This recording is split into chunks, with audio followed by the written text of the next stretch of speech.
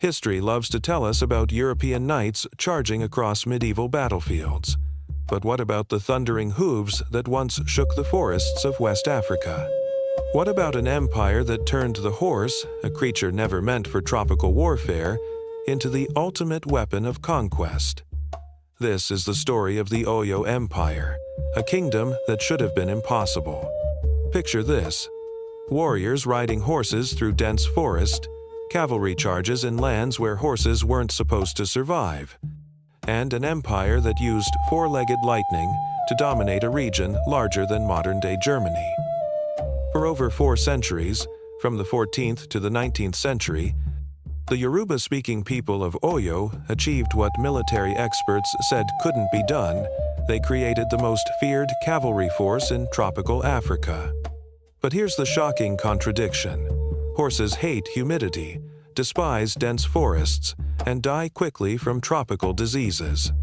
So, how did Oyo build an empire on the backs of creatures that nature itself seemed determined to kill?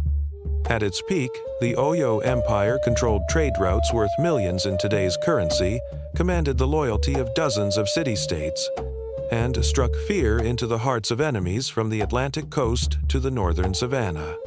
Their mounted warriors, the legendary Oyo Cavalry, could appear anywhere, strike with devastating force, and vanish before anyone could react.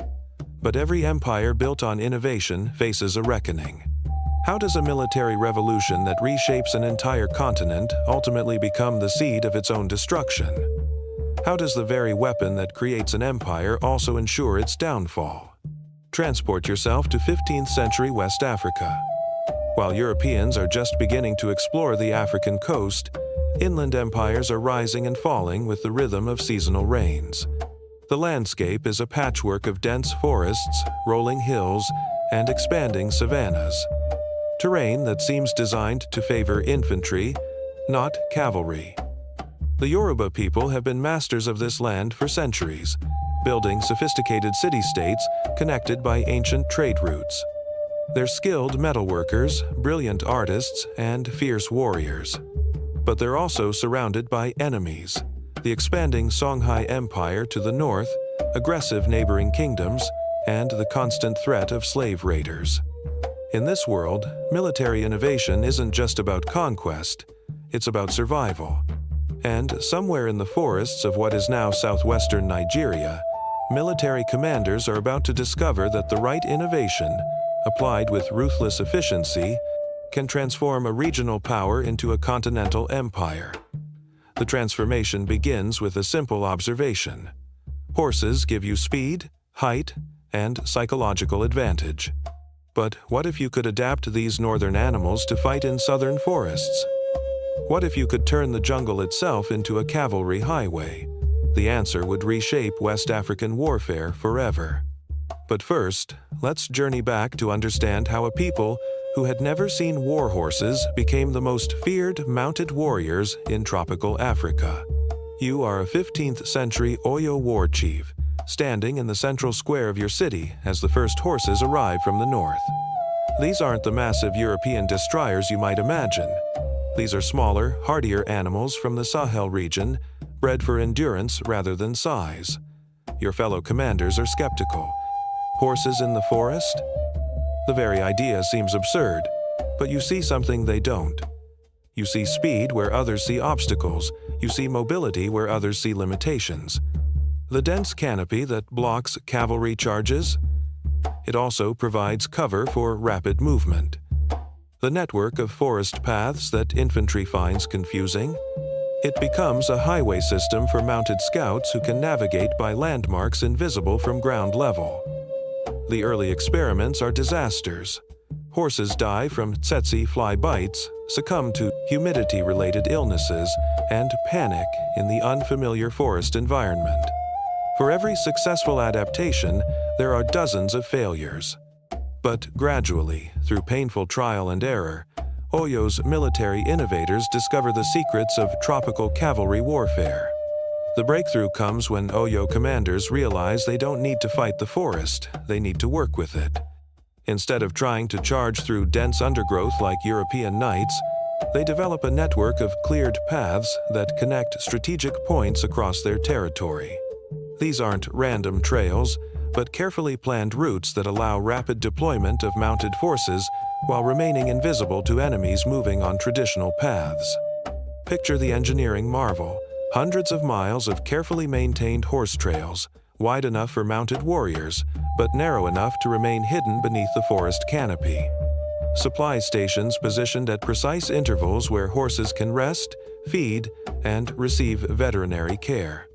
Intelligence networks that use mounted messengers to coordinate information across distances that would take infantry days to traverse. The ESO, Oyo's elite cavalry units, are unlike any other military force in West Africa. Each warrior is selected not just for courage or skill with weapons, but for the ability to form a psychological bond with their horse. This isn't romantic nonsense, it's practical warfare.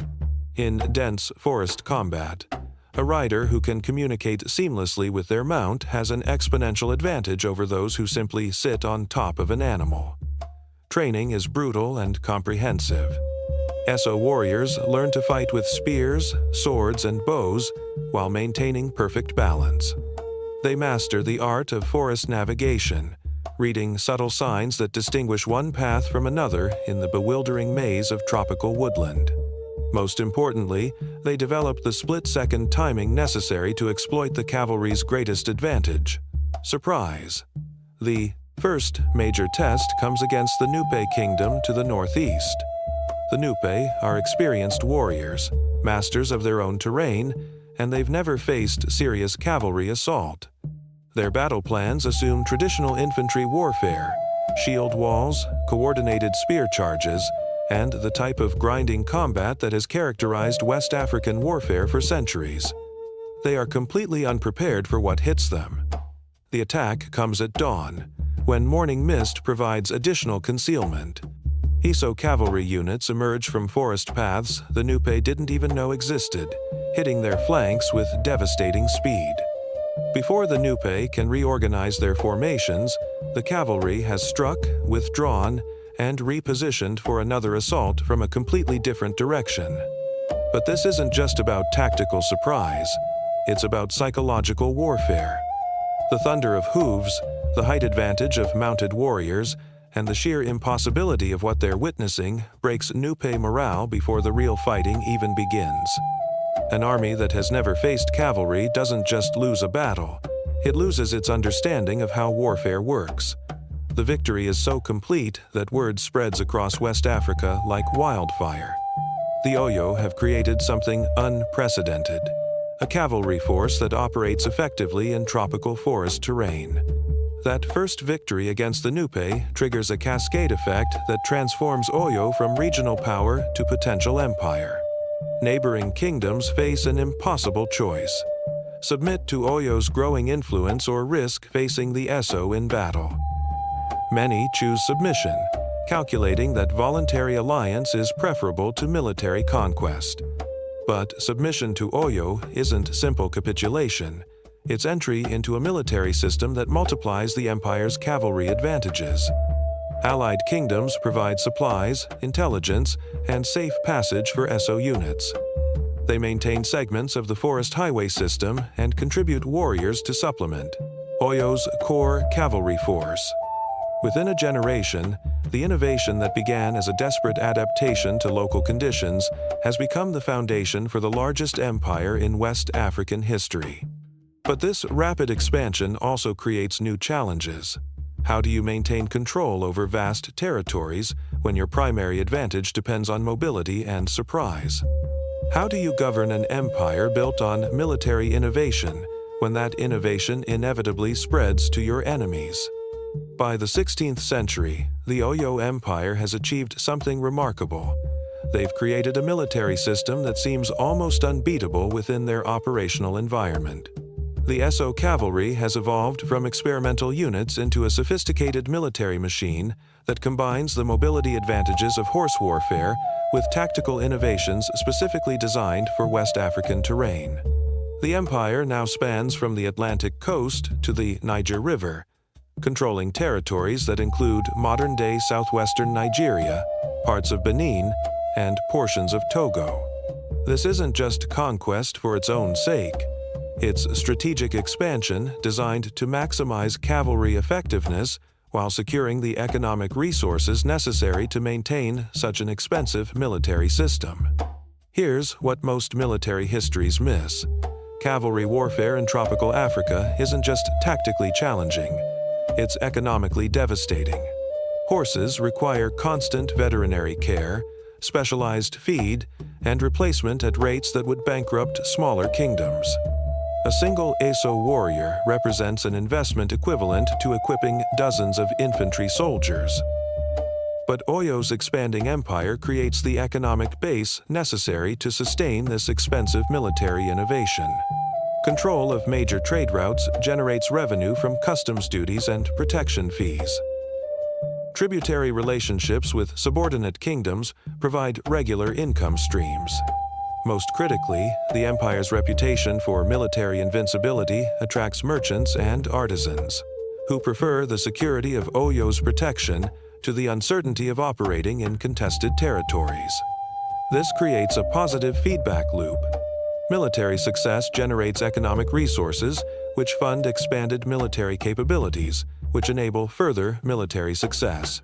At its peak, Oyo can field thousands of mounted warriors supported by extensive intelligence networks, supply systems, and allied forces. The mature Oyo military system operates on what modern strategists would recognize as a hub-and-spoke model. The capital city of Oyo Ile serves as the central hub, connected by the forest highway system to regional military bases positioned at strategic intervals throughout the empire. These aren't simply military camps, they're comprehensive support facilities that include horse breeding operations, veterinary stations, weapons manufactories, and intelligence coordination centers. Each base can support rapid deployment of cavalry units to any point within its operational radius, while coordination between bases allows for empire-wide military operations. The psychological effect is as important as the tactical advantage. Potential rebels across the empire know that Eso cavalry can appear anywhere within days, not weeks. This compresses the decision-making time available to would-be insurgents while extending the empire's effective response capability far beyond what traditional military systems could achieve. The ultimate test of Oyo's cavalry system comes against the kingdom of Dahomey, located in what is now southern Benin. Dahomey represents everything Oyo is not: a militaristic kingdom built on infantry warfare, slave trading, and adaptation to European military innovations. When Dahomey begins expanding northward into traditional Oyo spheres of influence, conflict becomes inevitable. But Dahomey's military commanders have studied Oyo's tactical methods and developed countermeasures. They create defensive positions specifically designed to neutralize cavalry advantages, earthworks that channel mounted attacks into killing zones, coordinated musket volleys that can stop cavalry charges, and rapid deployment defensive systems that can be established faster than traditional fortifications. The early engagements are brutal stalemates. Oyo's cavalry maintains its mobility advantages, but Dahomey's defensive innovations prevent the decisive victories that have characterized previous Eso campaigns. For the first time, Oyo faces an enemy that has adapted to cavalry warfare rather than simply being overwhelmed by it. What follows is a decades-long military evolution that showcases both the strengths and limitations of cavalry-based military systems. Oyo adapts its tactics to incorporate supporting infantry, siege warfare capabilities, and even limited adoption of European firearms. The Eso cavalry remains the core of military power, but it's no longer a complete military system in itself. Dahomey responds with increasingly sophisticated anti-cavalry measures, while developing its own mounted reconnaissance units and rapid deployment capabilities. The conflict becomes a laboratory for military innovation, with both sides pushing the boundaries of what's possible within their respective military philosophies. The outcome is a series of Oyo victories, but victories that come at increasing cost and with diminishing strategic advantage. Dahomey is defeated but not destroyed, forced into tributary status but retaining sufficient autonomy to continue military development. Most ominously for Oyo, the tactical innovations developed during the Dahomey Wars begin spreading to other potential enemies throughout West Africa. By the mid-18th century, the Oyo Empire reaches its maximum territorial extent and military capability. The Eso cavalry system has been refined through centuries of warfare, and now represents perhaps the most sophisticated military organization in sub-Saharan Africa.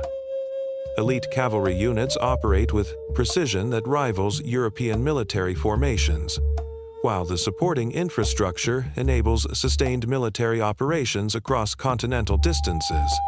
The empire controls trade routes connecting the Atlantic coast to the interior savanna, generating enormous wealth from customs duties, tribute payments, and commercial protection services. The capital city of Oyo Ile houses over 100,000 residents and serves as a cosmopolitan center that attracts merchants, diplomats, and military advisors from across West Africa and beyond. But this peak of power also represents the beginning of strategic overextension. The very success of the cavalry system has created an empire too large to govern effectively, too expensive to maintain indefinitely, and too dependent on a single military innovation to adapt to changing strategic circumstances. Even at the height of Oyo's power, careful observers can identify the factors that will eventually undermine the empire's cavalry-based military system. The forest highway infrastructure requires constant maintenance and becomes increasingly difficult to secure as the empire expands. Horse mortality rates remain high despite centuries of veterinary innovation, creating ongoing replacement costs that strain even Oyo's substantial economic resources. More fundamentally, the empire's military success has taught potential enemies how to counter cavalry advantages. Kingdoms throughout West Africa are adopting Dahomey-style defensive innovations, developing their own mounted units, and exploring European military technologies that could neutralize traditional cavalry tactics. The Eso system that once provided overwhelming strategic advantage is gradually becoming just one military option among many. And when your empire is built on military supremacy, losing that supremacy means losing everything. The beginning of the end comes from an unexpected direction: the north. In 1804, Usman Dan Fodio launches the Fulani Jihad, a religious and military movement that sweeps across the northern reaches of what is now Nigeria. For the first time in its history, Oyo faces an enemy with cavalry advantages that match or exceed their own. The Fulani have spent centuries perfecting mounted warfare in the open savanna, where horses face fewer environmental challenges and tactical advantages are even more pronounced than in forest terrain. Their cavalry tactics are different from Oyo's, less dependent on stealth and surprise, more focused on sustained charges and coordinated mass attacks, but equally devastating in the right circumstances. Worse, the Fulani Jihad isn't just a military conquest, it's a religious movement that offers ideological alternatives to traditional Yoruba political structures. This combination of military effectiveness and religious appeal proves especially dangerous in the northern portions of the Oyo Empire, where local populations have weaker ties to the traditional Oyo system. You are an Eso commander in 1820, watching your military system disintegrate not from external defeat, but from internal rigidity. The cavalry tactics that once represented revolutionary military innovation have become hidebound tradition. Young warriors learn to replicate the movements and strategies that succeeded against enemies decades ago, but they don't understand the adaptive thinking that created those strategies in the first place. This isn't incompetence, it's the natural evolution of any successful military system. The innovations that created Oyo's cavalry advantage required risk-taking, experimentation, and willingness to abandon traditional approaches. But success breeds conservatism, and conservatism breeds vulnerability to more adaptive enemies. Meanwhile, the economic cost of maintaining the cavalry system has become unsustainable. Centuries of horse mortality have depleted breeding stock faster than it can be replaced. The forest highway system requires constant maintenance that strains imperial resources. Most critically, the tributary kingdoms that provided economic support for the cavalry system are beginning to calculate that rebellion might be preferable to continued subordination. What happens next demonstrates how quickly empires built on military innovation can collapse when that innovation loses its effectiveness. The loss of northern territories to the Fulani reduces tribute income while simultaneously demonstrating that Oyo's military system is no longer invincible.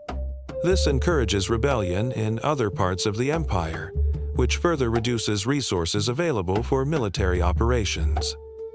The Esso cavalry, once the symbol of Oyo's military supremacy, becomes a liability. Maintaining horse units requires resources that could be used for more flexible military options, but abandoning cavalry warfare means abandoning the core identity of Oyo's military system. The empire finds itself trapped between unsustainable military expenses and unacceptable strategic vulnerability. Tributary kingdoms begin declaring independence or switching allegiance to rising powers.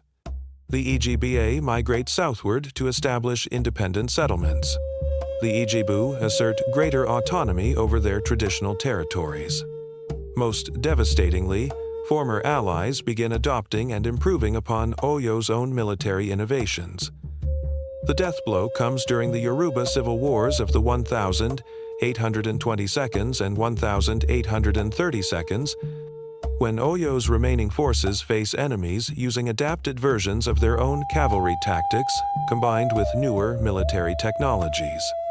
Former Oyo allies' field-mounted units trained by ex-Esso warriors, while European-supplied firearms provide infantry with anti-cavalry capabilities that didn't exist during Oyo's period of expansion. The final major cavalry engagement takes place at the Battle of Oshogbo in 1840, where traditional Esso tactics fail catastrophically against a coalition force that has learned from centuries of fighting cavalry. The psychological impact of this defeat reverberates throughout what remains of the empire, destroying the reputation for invincibility that had been as important as actual military capability. By 1850, the Oyo Empire exists only as a shadow of its former self. The capital at Oyo-Ile is abandoned, and the remaining Oyo forces retreat to establish a new settlement at New Oyo, far to the south. The Esso cavalry tradition survives in ceremonial form, but its practical military application ends with the empire it created. The forest highway system falls into disrepair, reclaimed by the jungle that Oyo's military engineers had spent centuries controlling. The horses that once thundered through West African forests die out or are absorbed into other military systems. Within a generation, the military innovation that had reshaped a continent becomes a historical curiosity. The collapse of the Oyo Empire leaves a power vacuum that shapes West African politics for decades. Former Oyo territories fragment into smaller kingdoms, some of which attempt to recreate cavalry-based military systems but lack the resources and infrastructure necessary for success. Others adapt to changed circumstances by embracing European military technologies or developing new forms of political organization. The British, who have been observing West African military developments from their coastal trading posts, note the strategic lessons of Oyo's rise and fall. When they begin their own imperial expansion into the region, they carefully avoid the mistakes that undermined Oyo's cavalry system while adopting some of its successful innovations. What makes the Oyo Empire's story remarkable isn't just its military success, but its demonstration that military innovation can reshape entire regions when applied with strategic intelligence and sustained commitment. For over 4 centuries, Oyo proved that adapting foreign military technologies to local conditions could create decisive strategic advantages. The empire's cavalry system influenced military development across West Africa, spurring defensive innovations, tactical adaptations, and technological developments that continue to influence regional military thinking. Even its failures provided valuable lessons about the limitations of military systems based on single innovations and the importance of continuous adaptation to changing strategic environments. The Oyo Empire's story offers sobering insights for modern military strategists and political leaders. It demonstrates how quickly strategic advantages can disappear when innovation becomes orthodoxy, how military success can create the economic and political conditions that ultimately undermine that success, and how even the most sophisticated military systems become vulnerable when enemies have sufficient time and motivation to develop countermeasures. Perhaps most importantly, it shows how military innovation must be continuously renewed to remain effective. The Oyo Cavalry succeeded because it represented adaptive thinking applied to specific strategic challenges. It failed when that adaptive thinking was replaced by rigid adherence to previously successful formulas. Was the Oyo Empire a force for progress or oppression in West African history? Like most empires built on military conquest, the answer is complicated. Oyo's expansion brought political stability and economic development to some regions while imposing foreign rule and extracting tribute from others. The cavalry system that enabled imperial expansion also facilitated the slave trade that devastated communities across the region. But the empire also demonstrated African capacity for military innovation, political organization, and technological adaptation that contradicts colonial-era narratives about African military inferiority. The Oyo Cavalry represents one of the most sophisticated military systems developed anywhere in the pre-modern world, combining tactical innovation with strategic thinking and organizational complexity. What can modern societies learn from Oyo's experience with military innovation and imperial expansion? How do we balance the benefits of technological advancement with the risks of strategic overextension? When does military success become a trap that prevents adaptation to changing circumstances? These questions remain relevant in an era when technological change accelerates military evolution, while global connectivity makes it impossible to maintain permanent strategic advantages through innovation alone. Today, if you travel through the forests of southwestern Nigeria, you can still find traces of the ancient highway system that once carried Oyo Cavalry across an empire. Local communities preserve oral traditions about the thunder of hooves that once echoed through the jungle, and ceremonial festivals still commemorate the military traditions that shaped their ancestors' world. The Oyo Empire's cavalry may have vanished, but its legacy endures in the understanding that military innovation, strategic thinking, and adaptive leadership can overcome seemingly impossible challenges. It reminds us that history's greatest military achievements often come from those who refuse to accept conventional limitations and instead find ways to turn environmental challenges into strategic advantages. The thunder of Oyo may have faded, but the lessons it taught about innovation, adaptation, and the price of power continue to resonate across the centuries. What's your take on this incredible story? Could you imagine facing Oyo Cavalry in the dense forests of West Africa? And what other impossible military innovations from African history would you like to explore? Let us know in the comments below, and subscribe for more untold stories that challenge everything you thought you knew about military history.